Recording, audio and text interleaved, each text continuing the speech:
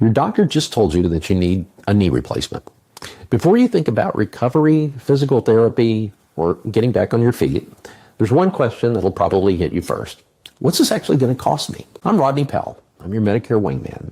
And today, I'm going to walk you through exactly how Medicare Supplement Plan G handles a knee replacement. The hospital stay, the surgery, the recovery, so you know the real numbers before you're staring at a bill. So let's start with the short version. Once you've met your Part B deductible for the year, one deductible, that's it, Plan G covers 100% of Medicare-approved costs for the surgery and everything that follows.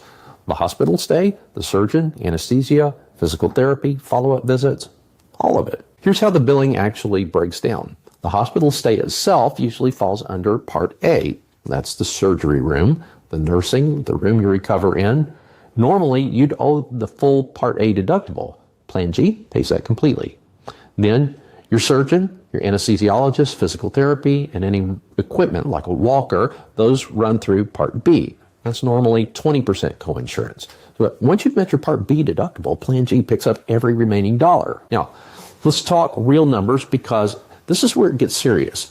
A typical knee replacement generates Medicare-approved costs that commonly run well into the tens of thousands for the hospital stay alone. Plus, on top of that, physician and therapy fees. Without Medigap, you're looking at the Part A deductible, the Part B deductible, roughly a fifth of those physician and therapy charges as coinsurance. And remember, there's no annual cap on original Medicare alone.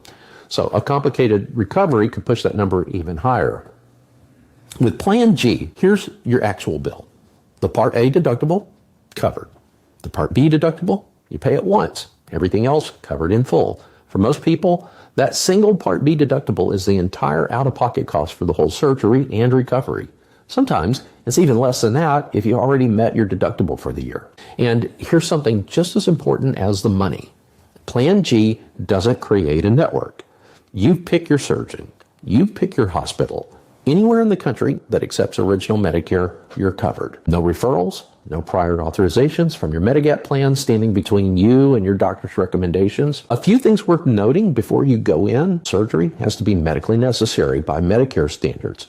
Conservative treatments tried first. Pain medication after surgery fails go under Part D, not Plan G. So confirm that your drug plan actually covers what you'll need for recovery. And if you're looking at a high deductible Plan G instead, know that you'll cover a real deductible yourself first in exchange for a lower monthly premium. If you're already on Plan G and a knee replacement is coming up, call your insurer just a few weeks ahead to confirm that your information is current. And if you're still choosing a Medigap plan and you think joint surgery might be in your future, this is exactly the kind of coverage Plan G was built for.